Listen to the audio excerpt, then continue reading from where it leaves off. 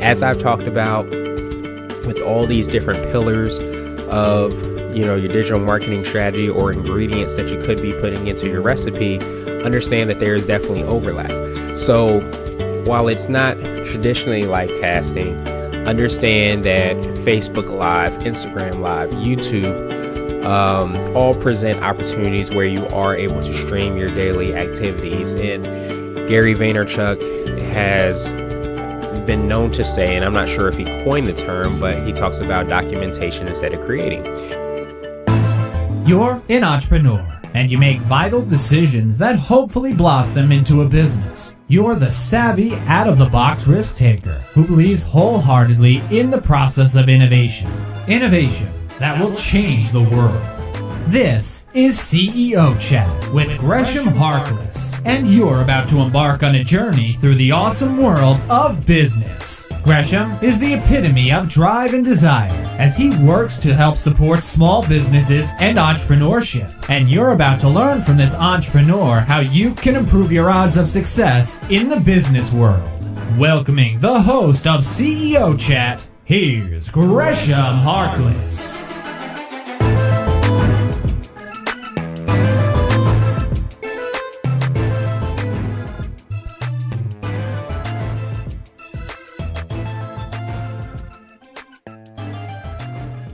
Hello. This is Gresham Harkless from CEO Chat, powered by CBNation.co and Blue 16 Media, your choice for all your web design, SEO, and digital marketing needs. This is talk number 21 in a series that will become the You Are a Media Company course. This is the third of the final four that I'll speak about other things in marketing. In the last chat, I spoke about future predictions related to marketing. In this chat, while it's nearly impossible to cover every single thing related to marketing, even though we've been able to talk for over 20 chats about different aspects in marketing, I wanted to kind of touch on, and I don't mean clump together, but touch on some topics that maybe are a little bit even more further thinking or don't really have pretty much like a 30-minute conversation I could really focus on. In reality, probably could focus, for 30 minutes to an hour on each of these different topics, but I just wanted to touch a little bit on there because the average, maybe more smaller business owner is not going to incorporate all of these things. And some of these things I might have touched on in other aspects of this chat. So they don't necessarily need a dedicated chat. They actually are incorporated in many of the aspects of what is going on in the marketing world. So this chat, I will specifically focus on some of these topics again that I haven't touched, like mobile, live casting, virtual reality / augmented reality, and gaming. So I'm going to focus on those 4 or 5 things and really drill down on how that can impact you from a marketing standpoint, from a small business standpoint, give you some takeaways, some definitions so that you kind of understand exactly what's going on and how it relates to you from a business owner standpoint, which is definitely one of the most important things. So start everything off, I wanted to focus on mobile. Mobile's huge, and it's one of the things that I've mentioned consistently, from talking about social media to talking about web design and all these different aspects. This is case in point, one of those first examples of what I mentioned kind of ebbs and kind of has its hands in literally everything you're doing from a marketing standpoint. And I always talk about, if you're designing a website, if you're creating a mobile strategy, whatever it is, or creating a strategy period, often you want to look from a mobile standpoint first. And some of the statistics that I'll mention, which is also going to be featured in the show notes, in the resource section, you'll be able to also see more information related to this. But I wanted to pull some of the juiciest statistics just so that you can understand how important it is. But put everything in frame. I want to start out with a quote that Mark Zuckerberg said a couple years ago about Facebook, and he said that they're going to be a mobile first company. And if you again go into the resource section, you'll actually hear exactly what Sheryl Sandberg said about Mark Zuckerberg when he made that announcement, and some of the things that you should take away from these entrepreneurs and business owners as an entrepreneur and business owner when you're thinking about this. And specifically, this is what Sheryl Sandberg said. If you're trying to reach customers, you have to do it on mobile. because that's where people are. And that's where you're going to find your new customers, and that's where you're going to communicate with your existing customers. Dan has this great description. He says, if you were a small business and the phone rang, would you answer it? Right, answer it? Yeah? Well, let's say someone posted on your page, sent you a comment, sent you a message. That's actually the same as that phone ringing, and not responding is the same thing. And what's nice about technology is that you can respond at scale. So if someone does a comment on your Facebook page and you answer that comment and answer their question, you've now done that not just for that customer, but for any of the others who see it. It's like answering a phone call, but doing for multiple people at once. But the shift to using these new tools is not easy. We have to help you make it, and people have to make it. And the shift for us wasn't easy either. What was happening, it was right around the time when we were transitioning, is desktop usage was going down much faster than we predicted, and mobile usage was going up much faster than we predicted. And so Mark did an all hands, and he said, we're going to be a mobile first company. And then guess what changed? Nothing. Nothing. Because no one knew how to be a mobile first company. So the next day he would do his product reviews, and people would come in with their decks in the same order they always were. Here's all our screenshots, and the last page is a mobile page. And so Mark announced after a few of these meetings, he said, okay, we're a mobile first company. No coming in to see me unless your mobile screenshot is first. So Mark really didn't have many product meetings for about 2 weeks because no one knew how to build for mobile. We didn't have enough mobile engineers. We didn't have enough mobile designers. But he had to put a hard line in the sand that we're doing mobile first. You know, when we talk to companies, not small businesses, more large businesses, often they are looking at their marketing in the same order they always were. They're doing TV and then outdoor and eventually getting to digital and social. But when they think about where their customers are, that order should be dramatically flipped. And just like we had to flip our order and do mobile first, I think a lot of companies of all sizes need to flip their order and think about the ways in which their customers are interacting with them and focus there first. So that kind of gives you an idea of exactly what Sheryl Sandberg says, and that's a video that's in our show notes in the resource section, and it's actually from Ink Video, but it basically tells you exactly like how you should, look at mobile and how you should approach mobile, whether you're a small to medium-sized business owner, as she mentioned, or you're a larger business. You should really, flip on its head your entire mindset towards your marketing strategy. So just to kind of give you a little bit more statistics, 80% of internet users own a smartphone, which is via Smart Insights. 80% of social media time is spent on mobile devices, and that's from comScore. Google drives 96% of mobile search traffic, followed by Yahoo at 2% and Bing at 1%. So again, your mobile searches are happening primarily on Google, and that's from NetMarketShare. Users spend on average 69% of their media time on smartphones. 57% of users say they wouldn't recommend a business with a poorly designed mobile website. That's from socPub. And over 50% of smartphone users grab their smartphones immediately after waking up. And that's from ExpressPigeon in 2014. So that kind of gives you an idea of just like how important a mobile phone is, not just from a business owner standpoint, but as a business owner, the name of the game, as I always say, is about being visible and understanding how your potential users, and again, you definitely want to drill down and understand who your avatar is, as we talked about in the very first of these chats. But generally speaking, if your users are not already very tied in and dialed into their smartphone or their mobile device, they will be very soon. So you want to make sure that you have a mobile strategy, and you may want to go as far as thinking and having the philosophy like Mike Zuckerberg and Sheryl Sandberg mentioned, is that you have a mobile first mentality, in perspective to your overall marketing, so that you understand that you are not only positioning yourself for today, but you're positioning yourself for, 5 years down the line, when everybody's going to be developing their strategy, their mobile first strategy, and then positioning after that. So you really want to try to keep that in mind and understand that tremendously, because that's where the opportunity lies if you are, starting or building a business. So the big takeaway that you want to understand from this is that, have a mobile first strategy, have a mobile strategy. I definitely think it should be mobile first.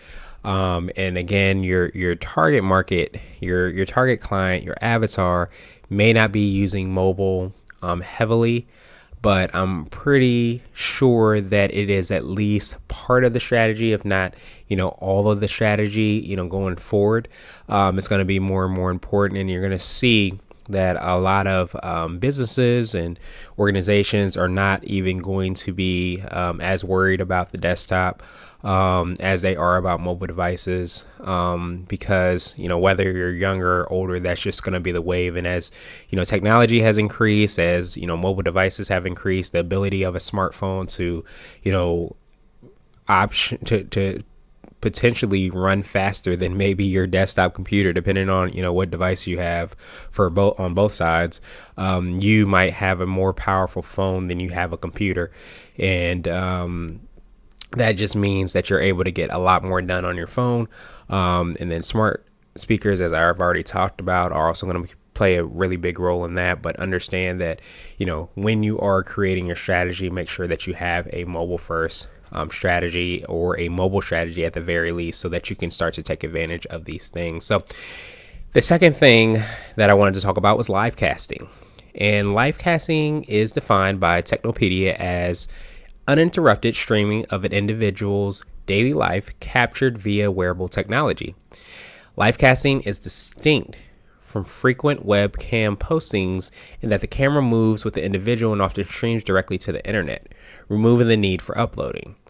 Livecasters are seen as the polar opposites of privacy enthusiasts in that they are willing to post every detail of their lives for public to see. Now, I am going to talk about, some of the aspects, and I talked about it a little bit in social media, about, going live and things like that. And that may not be technically what live casting is, but as an entrepreneur, as a business owner, what I want to get across more than anything else is that people are now leveraging these social media tools specifically, and these platforms, in order to do some version of live casting. And it may not be completely live casting, but understand, as I've talked about with all these different pillars of your digital marketing strategy or ingredients that you could be putting into your recipe, understand that there is definitely overlap. So while it's not traditionally live casting, understand that Facebook Live, Instagram Live, YouTube all present opportunities where you are able to stream your daily activities. And Gary Vaynerchuk has been known to say, and I'm not sure if he coined the term, but he talks about documentation instead of creating. So the whole idea is that never before have you been able to literally document everything you're doing in your life, and now you're able to do that. Now you're able to literally stream every single second of your day if you wanted to do that.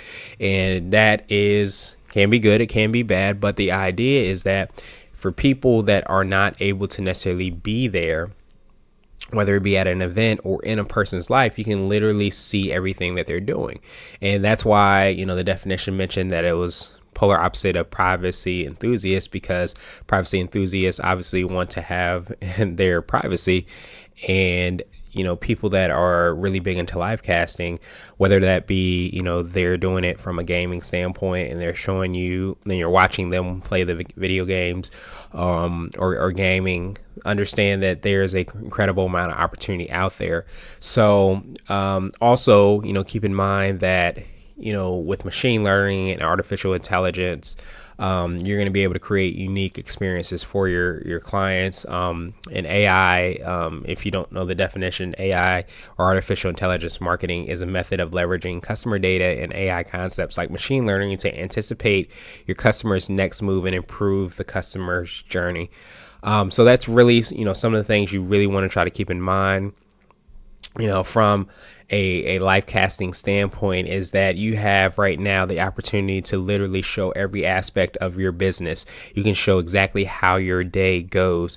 You can show exactly like what meetings you have that day. You can show what clients you're meeting with that day. You can literally show every single aspect of what you're doing from a daily basis. That's extremely powerful. So, of course, you want to make sure that you have viewers, you have people that are interested and want to be involved, but also keep in mind that it provides an incredible opportunity for you as a brand to sometimes show the behind the scenes of what it is that you do. It can develop and build, loyal fans because they can literally see all the aspects of what it is that you're doing. And live casting, to some degree, the idea is that, you're literally just keeping the tape running. But the reason that I mentioned, Facebook Live and Instagram Live and YouTube as well is because you can not necessarily stream everything that you're doing, but you can incorporate that into your marketing mix. So if you're having an event that's going on and it's a live event, maybe you want to show the behind the scenes during a play that's going on via Facebook Live or Instagram Live. Maybe you want to do different aspects like that so that it provides a more well-rounded or 360 view of everything that's going on. And you see it a lot in sports more than anything else, because you're able to go to a sports event and you're able to basically show your story, your version of what's happening at that event. So if you've ever, gone to Snapchat and looked at, the different stories that they have, the idea is that you can literally see a compilation of what everybody is viewing in their perspective from what just happened or what's going on. So you can see somebody, if you're watching a game, you can literally see the person that is, let's just use the NFL as an example. The NFL has somebody that they pay to be on the sideline during the game, so they're gonna, of course, have a perspective. Then you have the person that's sitting on the lower level of the game, and they have an entirely different perspective, and they're a fan of Team A. And then you have somebody else who's sitting in the nosebleeds and has an entirely different perspective of Team B. And then you have maybe the one of the coaches' wives that also does their own live stream, and then maybe the mother of one of the star players does another live stream, and you're getting all these different perspectives. And if you're able to compile them together, it gives you a 360, and it's never fully 360, but the idea is you get a lot of these gaps filled in, so you can kind of see the perspective from that person on how they view the story. So it's incredibly powerful. So again, it's not completely live casting, but understand there's aspects of it that are alive and well in using platforms like I mentioned, Facebook, Instagram, Periscope. Again, these are ways in which you can do that, and understand that with AI, with machine learning, you're going to be able to understand exactly like what your clients want on a more intuitive, and maybe not intuitive is the right word, because that makes it seem like you don't have any data. This is going to be very accurate as far as providing information on what decisions to make or what decisions not to make, or what percentage of people, as far as customers, will make certain next steps, and how you can anticipate those next steps and get ready for it. So really big. So again, the big takeaway from live casting is to understand, to look at the core of live casting, is that how we are getting more insight into the lives of businesses, organizations, brands, influencers. So the question that you want to ask is, how can you leverage this? How can you leverage this, 24/7 access, or ability to potentially provide 24/7 access? How can you leverage this to tell your story, or tell your brand story, or be more authentic and organic, or potentially show some behind the scenes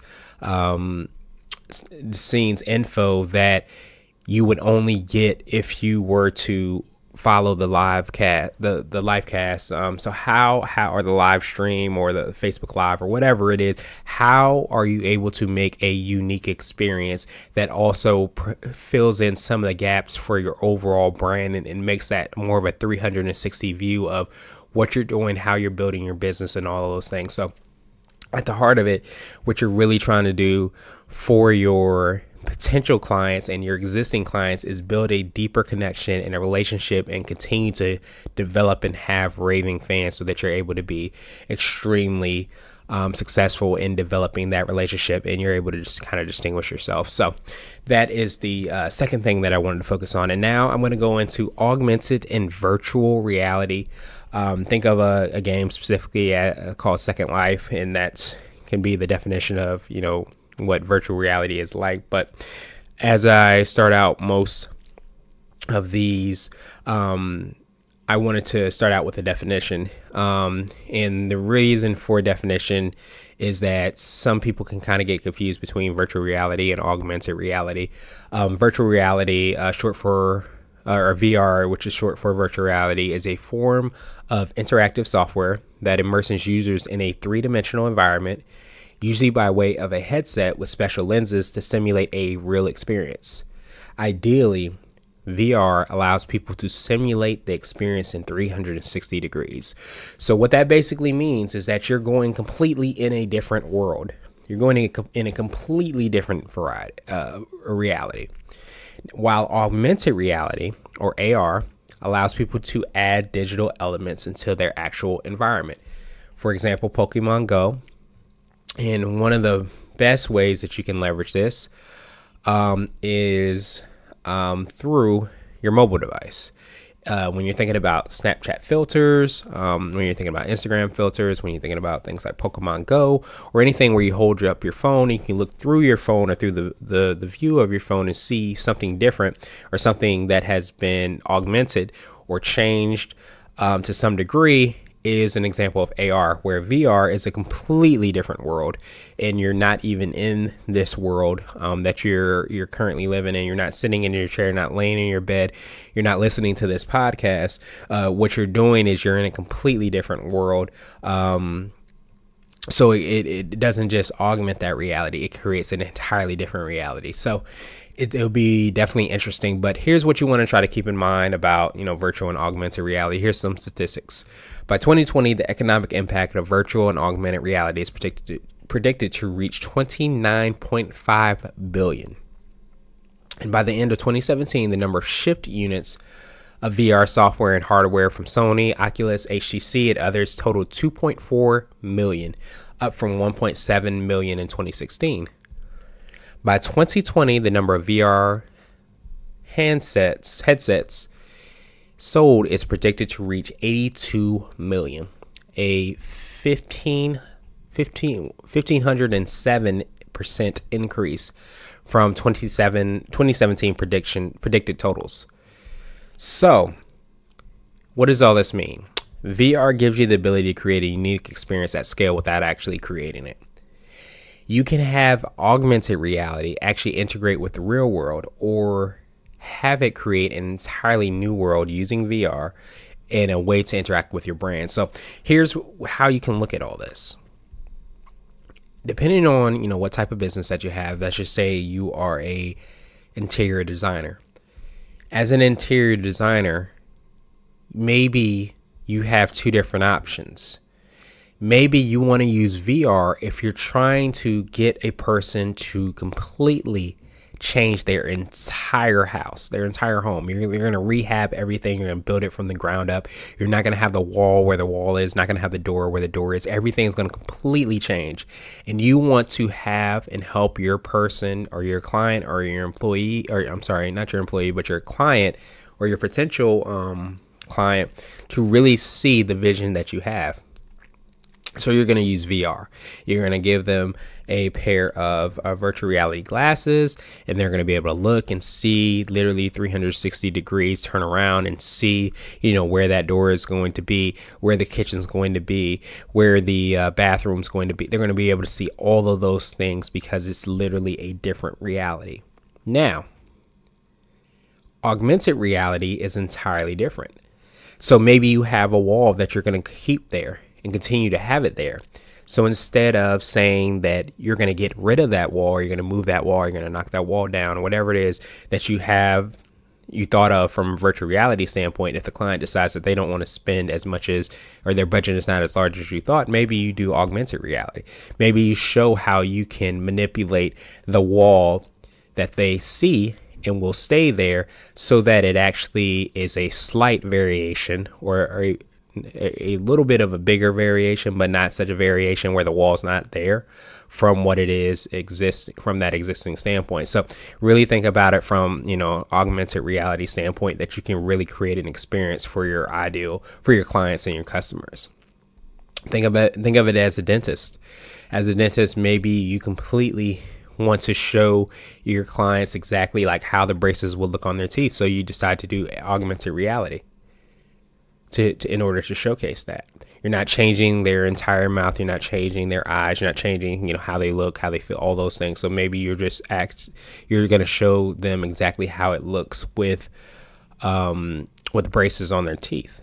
So all these things, can be ways that you can create an environment so that people can, one, understand how things or slight changes will impact, their lives, or impact the way that things will look.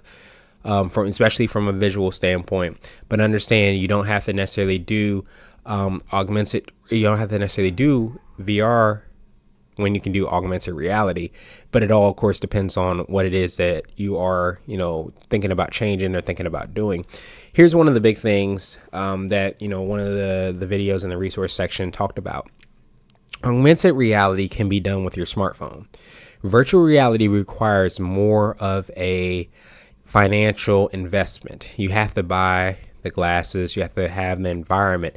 So what you're seeing is that it's a little bit slower moving of an innovation than augmented reality, because there's different tools out there that allow you, and I shouldn't say tools, I should actually say software that allows you to augment your reality without having to completely go out and get the VR glasses. So understand that augmented reality is a smaller step towards VR, but it may not make a difference, because if you're just trying to change or make a slight variation of your overall reality or the current present time, that's more augmented reality, where you may not want to completely change your overall being in an environment where you're trying to create, a VR standpoint. But it just depends on the situation. So if you want to go to a sports event and you actually want to be in that sports event, then hey, maybe you want to have VR glasses so that you can fully be immersed and experience exactly everything that event has and is.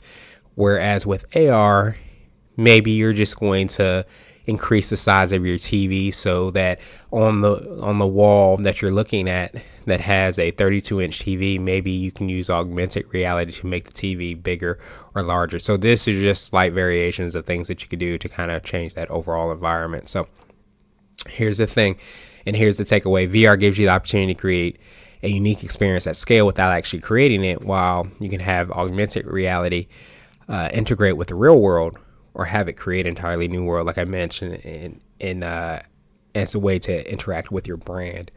And then the last thing is going to be gaming.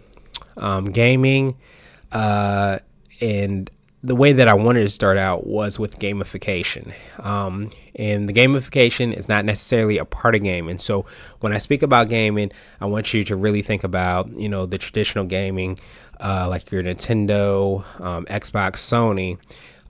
But also make sure to add in one of the reasons for such a rise in the gaming industry is actually from mobile devices. Again, that overlaps, because mobile devices that allow you to download games from the App Store or also from Google Play.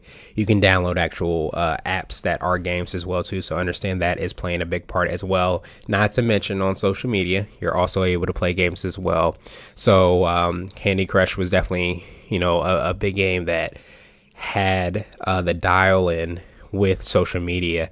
So keep in mind there's all these different aspects. But the reason that I want to talk about gamification is because gamification, again, kind of shows that you don't have to necessarily have a game system.